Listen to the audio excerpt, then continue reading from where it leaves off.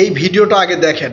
এই ভিডিওতে দেখা যাচ্ছে এমপি আন্দালিব রহমান পার্থ হাসনাত আবদুল্লাহর কাছে এসে আঙ্গুল তুলে তুলে কথা বলছেন। মানে হাসনাত আবদুল্লাহকে কি বলছেন সেটা স্পষ্ট শোনা যাচ্ছে না। অপরদিকে হাসনাত আবদুল্লাহও এই আন্দালিব রহমান পার্থকে উদ্দেশ্য করে কথা বলছেন। এই ভিডিওটা সোশ্যাল মিডিয়ায় ব্যাপকভাবে ছড়িয়ে পড়েছে। এক একজন এক এক রকম ক্যাপশন দিয়ে এই ভিডিওটা আপলোড করতেছেন। কেউ বলতেছেন হাসনাত আবদুল্লাহকে শাসিয়ে দিয়েছেন আন্দালিব রহমান পার্থ, অপরদিকে কেউ বলছেন হাসনাত আবদুল্লাহ বাঘের গর্জন দিয়েছেন। মানে এই ধরনের নানা কথাবার্তা দিয়ে এই ভিডিওটা আপলোড করা হচ্ছে, ব্যাপক পরিমাণ ভাইরালও হচ্ছে। এই ভিডিওর আসল ঘটনা কি সেটা আপনাদেরকে বলছি। তার আগে জামাত এনসিপি এবং জামাত শিবিরের বট বাহিনীকে আমি কয়েকটা প্রশ্ন করব। এই প্রশ্নের উত্তরগুলো তাদের কাছ থেকে আমি চাইবো। ভিডিওতে একটু লাইক কমেন্ট করবেন, একই সাথে যারা ফেসবুকে দেখতেছেন ভিডিওটা একটু শেয়ার করে দিবেন, যাতে জামাত শিবিরের বট বাহিনীর কাছে এই ভিডিওটা পৌঁছে যায়। আমরা একটু অতীত থেকে ঘুরে আসি। যখন জুলাই আগস্ট আন্দোলন হলো, শেখ হাসিনাকে মানে বাধ্য করা শুরু হলো যে কোঠা তুলে দিতে হবে। এক পর্যায়ে গিয়ে শেখ হাসিনা কোঠা তুলে দিবে এমন একটা সম্মত শেখ হাসিনা বা সম্মতি শেখ হাসিনার পক্ষ থেকে আসছে, এবং এই বিষয় নিয়ে আদালতেও একটা রায় হয়েছিল। কোঠা বিরোধী আন্দোলন যেহেতু কোঠা সংস্কার বিষয় নিয়েই তখন চলতেছিল, হঠাৎ করে ডিবি হারুন আর কি, এই হারুনের অধীনের যে ডিবি, সেই ডিবি হাসনাত আবদুল্লাহ, সার্জিস আলম, তারপরে নাহিদ ইসলাম সহ 6 জনকে তুলে নিয়ে গেল। তুলে নিয়ে যাওয়ার পরে তারা সেখানে দুপুরে লাঞ্চ টাঞ্চ করলেন, অনেকক্ষণ ছিলেন আর কি, লাঞ্চ করলেন। আবার তারা সেখান থেকে বের হয়ে এসে বলছে আমরা সেখানে না খেয়েছিলাম, উপবাস ছিলাম আর কি। কিন্তু খাওয়ার ভিডিওটা কিন্তু আমাদের সামনে এসেছে, ছবিও এসেছে, সেটা ডিবি অফিস থেকেই প্রচার করা হয়েছিল ওই সময়, যে সবাই মিলে ফ্যামিলির সাথে বসে হারুনের সাথে বসে ভাত খাচ্ছিলেন আর কি। তো কিভাবে উপবাস ছিলেন, যাই হোক, তারপরে মনে করবো যে উপবাস ছিলেন এবং হারুন সেই উপবাস তাদের ভেঙে দিয়েছে।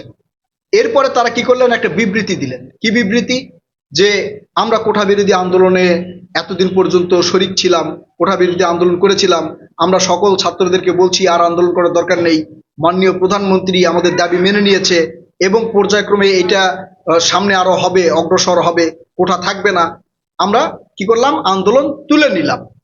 এই কথা ওই 6 জন কেন বলেছিল? কারণ তাদেরকে মেরে ফেলার হুমকি দেওয়া হয়েছিল, তাদের পরিবারকেও মেরে ফেলার হুমকি দেওয়া হয়েছিল। এই কথা কিন্তু তারা পরে এসে বলেছে। এখন তারা আন্দোলনে কেন গিয়েছিল? বাংলাদেশ থেকে ফ্যাসিস্ট দূর করবে, আর এই জন্য তারা কি করবে, জীবন দিবে। তো তারা যদি জীবনই দেয়, তাহলে জীবনের ভয়ে হারুনের লিখে দেওয়া সেই বিবৃতি কেন গণমাধ্যমের সামনে তারা প্রকাশ করলো? তার মানে তাদের জীবনের ভয় ছিল। সেই ভয়ে তারা কি করলো, যে এই হারুনের লেখা বিবৃতিটা সামনে নিয়ে আসলো, আন্দোলন থেকে সরে দাঁড়ালো। তাদের কথা ছাত্ররা শোনে নাই, ছাত্র জনতা শোনে নাই। তখন ছাত্র জনতা করলো কি, তাদের আন্দোলন চালিয়ে নিয়ে যাচ্ছে। তার মানে এই হাসনাত আবদুল্লাহ, নাহিদ ইসলাম, তারপরে আসিফ মাহমুদ, সজীব ভুঁইয়া সহ যেই 6 জন ওখানে ছিল, সেই 6 জনের কথা এই সাধারণ জনগণ শোনে নাই বা ছাত্র জনতা শোনে নাই। না শোনার কারণ হচ্ছে বিএনপি যে এই যে 16-17 বছর ধরে নির্যাতিত, তারা সেই নির্যাতনের প্রতিশোধ নিবে, শেখ হাসিনাকে বাংলাদেশ থেকে তাড়াবে। তাই এই ছাত্র জনতার মানে যারা নেতৃত্ব দিয়েছিল 6 জন, তাদের কথা শুনে নাই।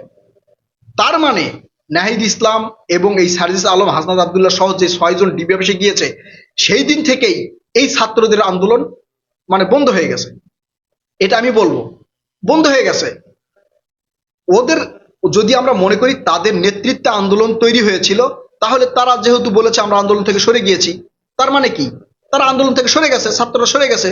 অন্যান্য ছাত্রদের কথা বলছি না, আমি শুধু কয়েকজনের কথা বলছি, কেউ আমাকে ভুল বুঝবেন না। তার মানে সেই 6 জন সরে যাওয়া মানে কি, তারা তো মানে নেতা ছিল, তাই না? এই আন্দোলনের নেতৃত্ব দিয়েছিল। তারা 6 জন সরে গেছে মানে আন্দোলনের ওই জায়গাতেই এই তাদের ডাকের আন্দোলনটা শেষ হয়ে গেছে। কিন্তু এই আন্দোলনটা বহাল রেখেছে, এই আন্দোলনটা চালিয়ে গেছে বিএনপির নেতাকর্মীরা, ছাত্র, অন্যান্য ছাত্র জনতা সবাই মিলে। কারণ তারা বাঘের মতো হুঙ্কার দিচ্ছে, আমরা জীবনের ভয় করি না, আমরা পরিবারের জীবনের ভয় করি না, আমরা রাজপথে আছি, রাজপথে থাকবো, শেখ হাসিনাকে তাড়িয়ে ছাড়বো। তো তাহলে সামান্য ডিবি অফিসে জীবনের হুমকি দিছে বা ভয় দেখাইছে, তখন আপনাদের বিবৃতি চেঞ্জ হয়ে গেছিল কেন? এই প্রশ্ন আমি জামাত, এনসিপি এদেরকে করতে চাই, আর ভোট বাহিনী যারা আছে সেই ভোট বাহিনীকে করতে চাই, যে ওই সময় যে তারা আন্দোলন থেকে সরে দাঁড়ানোর বিবৃতি দিল, তার মানে অবশ্যই তাদের নেতৃত্বে যে আন্দোলনটা হয়েছিল সেটা শেষ হয়ে গেছে। এর পরবর্তী আন্দোলন কারা করেছে? অন্যান্য ছাত্র জনতা, বিএনপির লোকজন, অন্যান্য রাজনৈতিক দলের লোকজন। এটা আপনারা মানবেন কিনা এই প্রশ্নের উত্তরটা আপনারা আমাকে দিয়েন। এখন আরেকটা প্রশ্ন হলো যে এনসিপির কি শুধু এই কয়জনই? এনসিপি যে কয়জন দলে আছে তারা শুধু এই কয়জন আন্দোলন করেছে? আন্দোলন করেছে আপামর জনতা। সেখানে বিএনপি নির্যাতিত নেতাকর্মীরা ছিল, জামাতের নির্যাতিত নেতাকর্মীরা ছিল, সবাই মিলে আন্দোলন করেছে। তাহলে এখন জেনজির প্রতিনিধি হান্নান মাসুদ আর এই এনসিপির প্রতিনিধি হাসনাত আব্দুল্লাহ, নাহিদ ইসলাম, এরা কেন? আর বাকিগুলো কই? যেই রিক্সাওয়ালারা সাপোর্ট করেছে সেই রিক্সাওয়ালাদের প্রতিনিধি কই? নাই। অর্থাৎ সব মিলে যদি আমি বলতে চাই যে এই আন্দোলনটা ছিল তাদের স্বার্থের কারণে। নেপালেও আন্দোলন হয়েছে, আপনারা শুনেছেন। সেখানে নেপালে এই ছাত্ররা কিন্তু দল তৈরি করেনি, উল্টা ছাত্রদের রাজনীতি নিষেধ করা হয়েছে। চিন্তা করেন। আর বাংলাদেশে তারা দল তৈরি করেছে। তার মানে এরা যে আন্দোলন করবে, শেখ হাসিনা পালিয়ে যাবে, এটা কি তাদের পূর্ব পরিকল্পনা ছিল?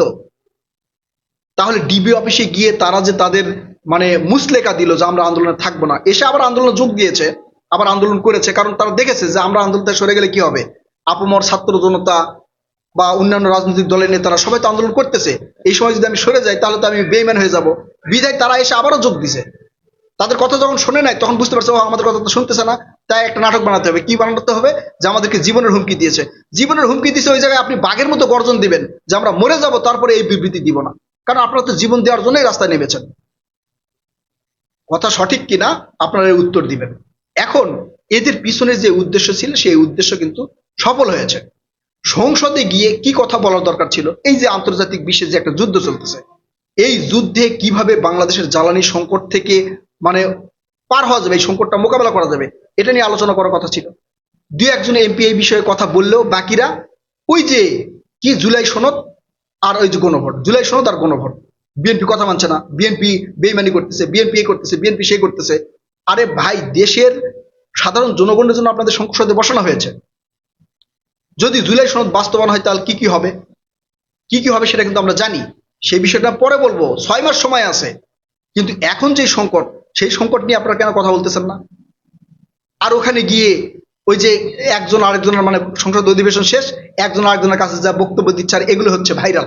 সেখানে কি বলতেছে, সেখানে কি বলেছে হাসনাত আব্দুল্লাহ এখন পর্যন্ত কিন্তু প্রকাশ করে নাই। আন্দালিব রহমান পার্থ প্রকাশ করে নাই যে তারা কি নিয়ে আলোচনা করতেছিল। এর আগে রুমিন ফারহানা সহ এই নাহিদ ইসলাম সহ এক জায়গায় দাঁড়িয়ে কথা বলছে, এগুলো কি বলা হয়েছে? তাহলে এই বট বাহিনী কেন প্রচার করতেছে যে আন্দালিব রহমান পার্থকে ধুয়ে দিল হাসনাত আব্দুল্লাহ? সেখানে কি নিয়ে কথা হয়েছে না হয়েছে কোনো জানা নাই, শোনা নাই, কারো কাছ থেকে বিবৃতি আসে নাই। এরা একবারে এই সেই ধুমধারাক্কা ওই বলিউড মুভির মিউজিক সেখানে অ্যাড করে বলতেছে হ্যাঁ, একবারে ফাটাই দিছে। চিন্তা করেন। আসলে এই সামগ্রিক বিষয় নিয়ে এরা আন্দোলনের নেতৃত্ব দিয়েছে, এদের ডাকে ছাত্র জনতা রাজপথে আসছে, সাধারণ জনগণ রাজপথে আসছে, এটা আমরা মানি। কেউ মানুক বা না মানুক আমি মানি। কিন্তু এদের এখনকার যে আচরণ, এখনকার যে ব্যবহার আমরা দেখতেছি, সংসদে যেই সার্কাস দেখতেছি, এই সার্কাস নিয়ে আমাদের ভিতরে সন্দেহের সৃষ্টি হচ্ছে। মনে হচ্ছে যে এগুলো ছিল এদের পূর্ব পরিকল্পনা। এর আগে একজন এনসিপি নেতা বলছিল না যে শেখ হাসিনা 5 তারিখে চলে যাবে, আমি 4 তারিখেই কি যেন বলছিল আর কি, বিষয়টা আমি আবার অন্য ভিডিওতে ক্লিয়ার করে দিব। তার মানে তারা আগেই জানতো যে শেখ হাসিনা চলে যাবে এবং পরবর্তীতে কি হবে তারা সেটা আগেই জানতো। আপনারা সরকারের ওই নরম গদিতে বসার সময় আপনার মনে ছিল না যে জুলাই সনদ বাস্তবায়ন করি বা ওই বিপ্লবী সরকার গঠন করি, জাতীয় সরকার গঠন করি? তখন আপনাদের কে বাধা দিয়েছিল? আপনাদের ওই সময় তো ছাত্র জনতা সবাই আপনাদের সাথে ছিল। আপনারা বলছেন যে আপনারা আন্দোলন করেছেন, তাহলে বিএনপি না মানলে সমস্যা কি ছিল? কারণ আপনারা জানেন যে আন্দোলন বিএনপি করেছে, তাই যদি বিএনপির কথা না মানা হয় তাহলে আপনারাও টিকতে পারবেন না। এই জন্য আপনারা মানতে বাধ্য হয়েছেন। আর এখন এসে চিল্লাচিল্লি করতেছেন। আরেকজন আমির হামজা সাহেব, তিনি দেখেন কার ভুঁড়ি মানে কত বড় হয়েছে, কার ভুঁড়িতে উকুন মারা যাবে।